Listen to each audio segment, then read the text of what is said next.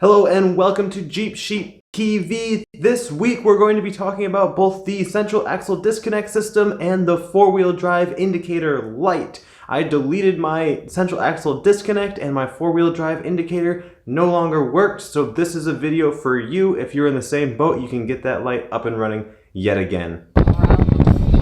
Alright.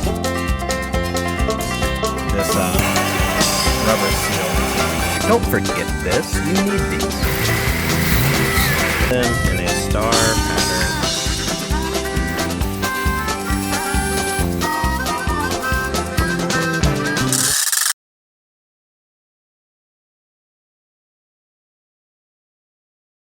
Alright, let's get started. Your central axle disconnect system is housed right in here. You can see I have a flat plate there. You probably will not. Unless, of course, you have done the central axle disconnect delete, in which case you will. So there's a couple ways of doing this. You can lock the selector for the two-piece shaft together. You can like put zip ties on it, or you can like lock it with a permanent position type kit. You can also run a cable system in here to where you actuate with a cable instead of a vacuum hose system, or you can do what I have done. Actually, I did the cable system first and it had some downfalls, but then what I have done now is I've taken an axle shaft out of a Jeep Cherokee, which does not have this system. The older Cherokees do, the newer ones do not. I took mine out of a 98. Don't do that. 98 is in a weird limbo year where they had a strange axle size and finding a seal for it was very sucky. So I would say grab one out of a Cherokee that's a little bit newer than 98, or even just a little bit older. Either one would have been fine. Newer is always better, right? Anyway, then you take this plate, you put it on there and you block it off. I had one screw break, so I'm working on fixing that. But I have no actuator any longer, and your wires went to the actuator, and when it was engaged, they told your four-wheel drive light to turn on. Simple. All right, on your YJ, your transfer case switch is this. Oops, not this. This right here. You see these four hoses. Four hoses go into a switch right here. Mine's incredibly dirty. We're gonna have to clean that up. These four hoses, see that? They come off, see? Four. These are your vacuum lines. One of these vacuum lines has vacuum coming from your engine. So by doing this, you're creating a vacuum leak, which you already did when you installed this central axle disconnect delete kit, or however you did that. So you've already created a vacuum leak. You need to make sure to remove said vacuum line from your engine so you're no longer creating a vacuum leak. So this is the old transfer case switch. Getting it out of there, it would not accept a crescent wrench very well, so I found that a 1 and 1/16 deep well socket works pretty well, and then it takes it out. So if you get one of those, you can remove the old switch pretty easily. All right, now that we've discovered where this is located, you're going to want to remove it. I did so by pulling it off and then just pulling it through the wire loom until I got to the end.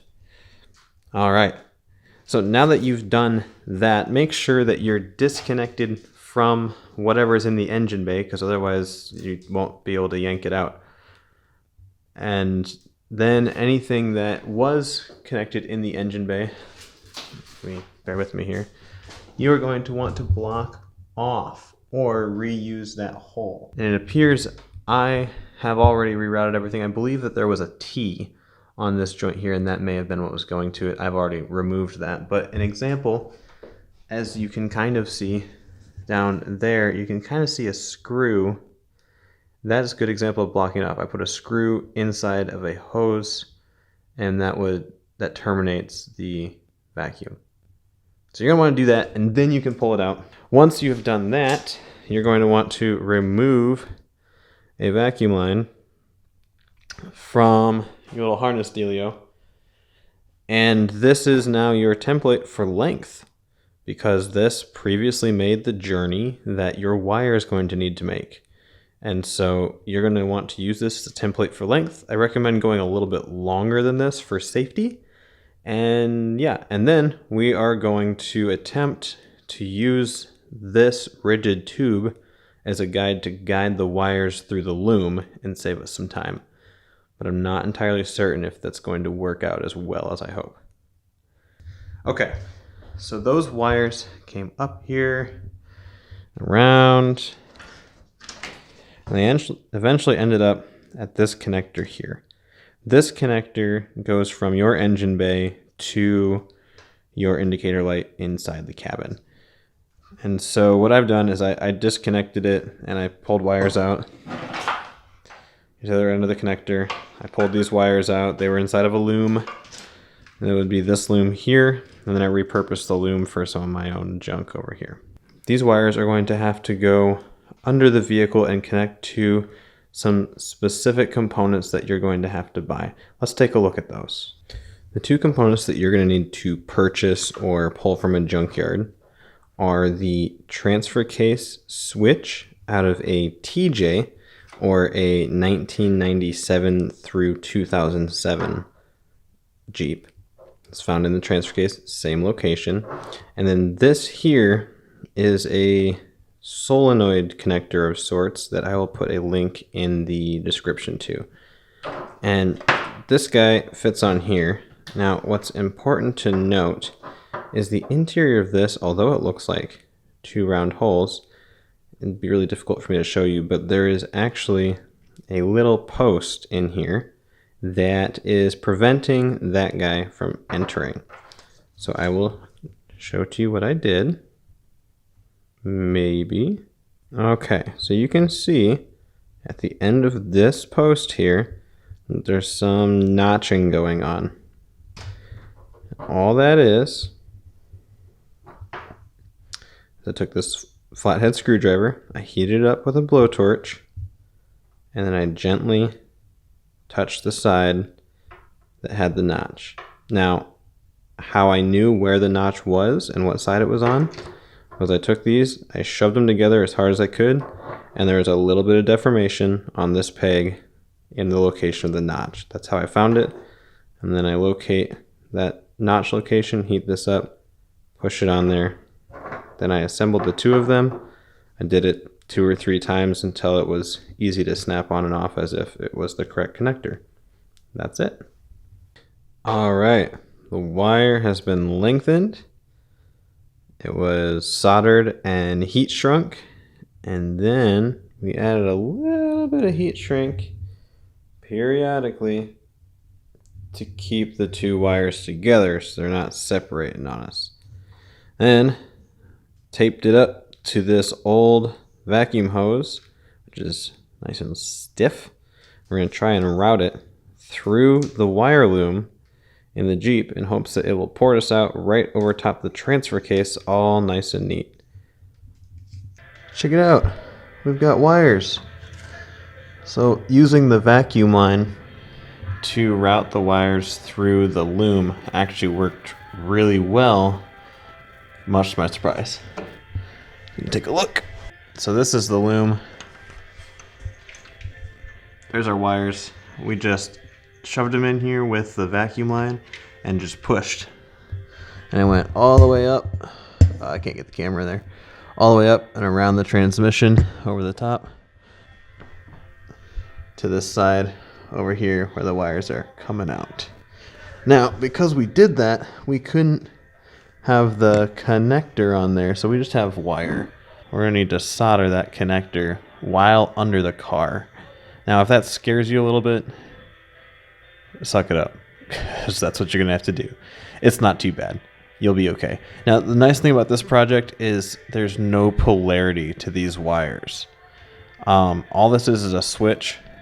Power comes in one side, and whether or not that light comes on is completely dependent on if power comes out the other side. It doesn't really matter which one's which. The switch does not care. So I made both my wires black, and I'm just gonna wire it up, and it doesn't matter. So it's a pretty easy project. All right, it can be a little difficult to see, but there is your transfer case switch.